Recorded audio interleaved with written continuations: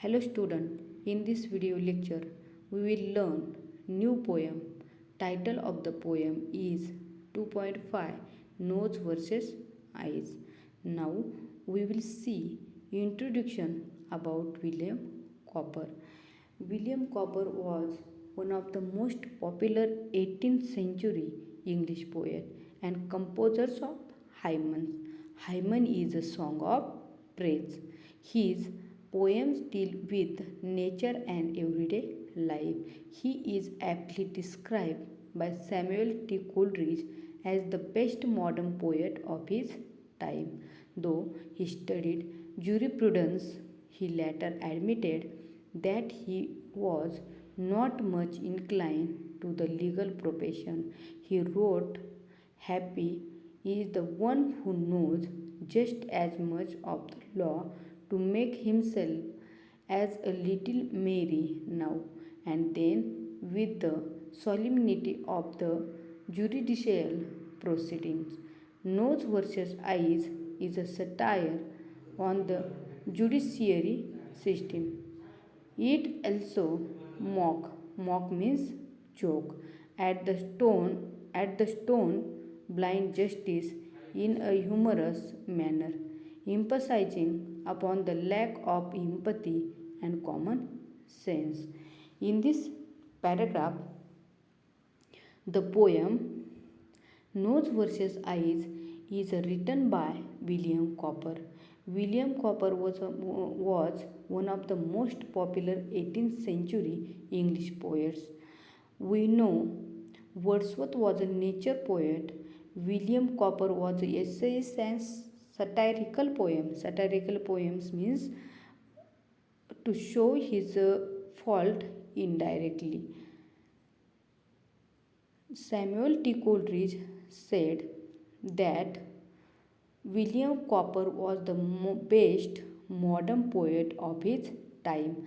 The poem Nose versus Eyes is a satire on the judiciary system. Judiciary means law.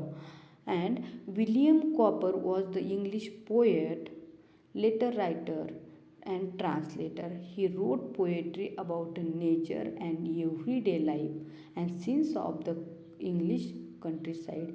He was one of the forerunner of romantic poetry and influenced William Wordsworth and Shelley. The eyes and nose sensory organs symbolize human behavior. Now, we will see first stanza. Every stanza has 4 lines. We will see first stanza on page number 88. Between nose and eyes, a strange contest arose. The spectacle set them unhappily wrong. The point in dispute was, as all the world knows, to which the said spectacles ought to belong. In this stanza, eyes and nose are two part. The tongue is the lawyer and ear is the judge. Sensory organ, nose and eyes are personified. They are described as a people. Both nose and eyes claim the ownership of the spectacle. Next stanza. So, tongue was the lawyer and argued the cause with great deal of skill and a wig full of learning, while chief baron means main person, ear sat to balance the law, so fame for his talent in nicely discerning.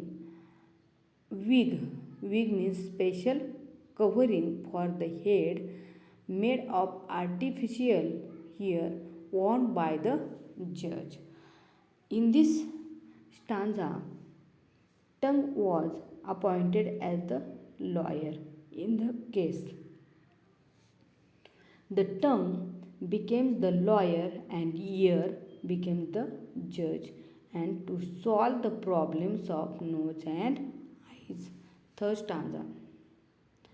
In behalf of the nose, it will quickly appear, and your lordship, he said, will undoubtedly find that the nose has had spectacles always in wear, which amounts to possession time of out of mind.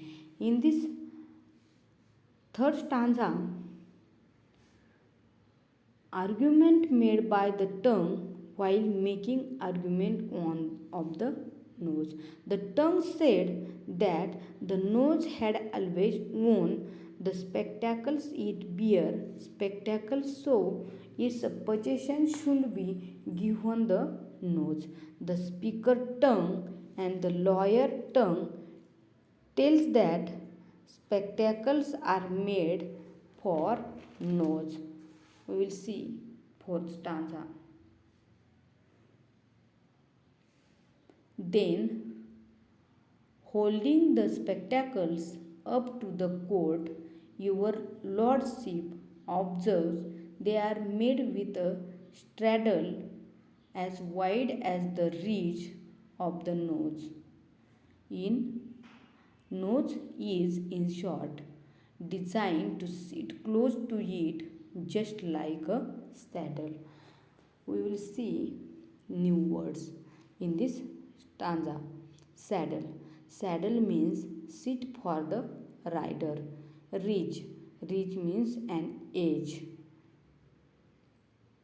In this stanza, the tongue continued the argument since the spectacle to the court that it has a bridge between the two lenses to sit on the nose.